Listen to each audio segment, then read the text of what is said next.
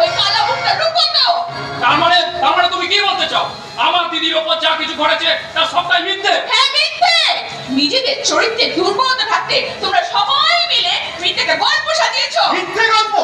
তাহলে আসল সত্যিটা কি বলে তোমার মনে হয়? তোমার কি মনে হয় একটা মেয়ে অযথা কোনো প্রয়োজন ছাড়াই শুধুমাত্র সহানুভূতি পাওয়ার আশায় নিজের মিথ্যে কলঙ্কের কাহিনী নিজেই প্রকাশ করে বেড়াচ্ছে? আরে বাবা, সহানুভূতি পাওয়ার আশা নয় ভাই, তোমার দিদি তার ফুর্তির মুখরোচক কাহিনী ঢাকতে এইরকম মিথ্যে কলঙ্কের কাহিনী ফেলেছে। তুমি তো চোখ থাকতে অন্ধ, তাই এবারই অনাচারগুলো তোমার চোখে পড়ে না, কিন্তু তোমার বাবা মা সব জানে। আর তোমার ঢিঙ্গি বোন রাতের অন্ধকারে কান্না কাশনে ফুর্তি করে বেড়ায়।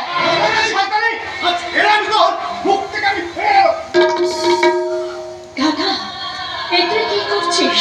নোংরা আবর্জনায় হাত লাগিয়ে নিজের হাতটাকে তুমি নোংরা করতে চাইছিস? কি? আমি নোংরা আবর্জনা? তার প্রমাণ তো তুমি নিজেই দিচ্ছ বৌদি। নোংরা আবর্জনা না হলে তোমার মধ্যে থেকে এরকম দুর্গন্ধের বিশ্বাস বেরোবে কেন? শুভম, শুভম, ওর কথা কিছু মনে করিস না ভাই। ওর মাথা খারাপ হয়ে গেছে, ও একটা পাগল। পাগল হলো বৌদি কয়েকটা নির্মম সত্যি কথা বলে দিয়েছে রে দাদা। কি সত্যি রে দিদি? আমি যদি গলায় দড়ি দিয়ে ঝুলে পড়তে পারতাম, দিদি তুই কিংবা ভরা পুকুরের মাছ